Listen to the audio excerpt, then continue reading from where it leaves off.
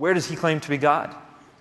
It took me a while, but I began to realize that when I read the New Testament the way it's supposed to be read, from the perspective of those who understand the Old Testament, then Jesus very clearly claims to be God.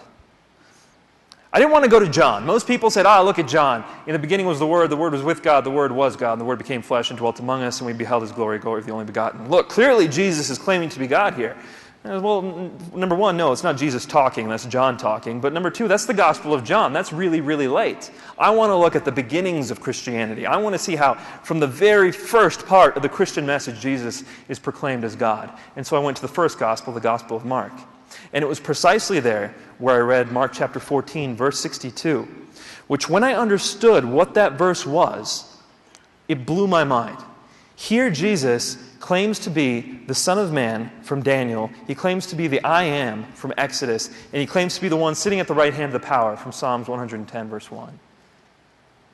Jesus very clearly claims to be God in Mark chapter 14, verse 62, when you understand its context. And so I said, all right, fine. Well, how do we know he died on the cross? Did he actually die on the cross? Because the Quran told me Jesus did not die on the cross. The Quran says in chapter 4, verse 157, وَمَا قَتَلُوهُ وَمَا صَلَبُوهُ. We killed him not, nor did they crucify him, but so it was made to appear to them. So as a Muslim, I believed what the Quran told me. Jesus did not die on the cross. But Christians think Jesus certainly died on the cross. So this was a good litmus test right here. Which one's true? Which one's false? So I said, I'm going to study Jesus' death on the cross from a historical perspective. I want to see, did he actually die on the cross?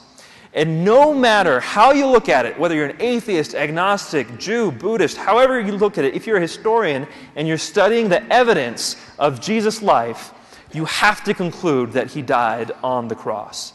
Every scholar who studies Jesus' life concludes that Jesus died on the cross. In fact, what they say is that if we can know anything about Jesus' life, it's that we know he died on the cross under Pontius Pilate.